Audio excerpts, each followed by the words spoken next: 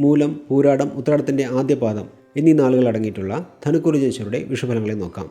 ധനുക്കുറുകാർക്ക് ഇതുവരെ ഉണ്ടായിരുന്ന എല്ലാ പ്രശ്നങ്ങളും മാറി മനസ്സമാധാനത്തോടെ ജീവിക്കാൻ സാധിക്കുന്ന സമയമാണിത്. മനോധൈര്യം അധികരിക്കുകയും ഉത്സാഹത്തോടെ പ്രവർത്തിക്കാൻ സാധിക്കുന്നതുമാണ്. ഇനി മുതൽ വരുമാനം അധികരിക്കും. വീട്ടിൽ സന്തോഷകരമായ അന്തരീക്ഷമുണ്ടാകും.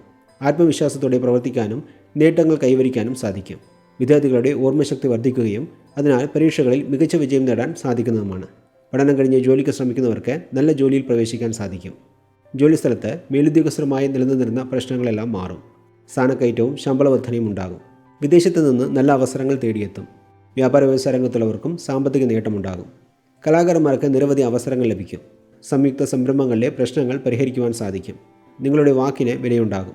ആരോഗ്യ പ്രശ്നങ്ങളുണ്ടായിരുന്നവരുടെ ആരോഗ്യം മെച്ചപ്പെടും. രാഷ്ട്രീയ രംഗത്ത് പ്രവർത്തിക്കുന്നവർക്കും നേട്ടങ്ങളുണ്ടാകും. വിവാഹം പോലെയുള്ള മംഗളകാര്യങ്ങൾക്കും അനുകൂലമായ സമയമാണിത്. ബന്ധുക്കളുടെ പിന്തുണയും ഉണ്ടാകും.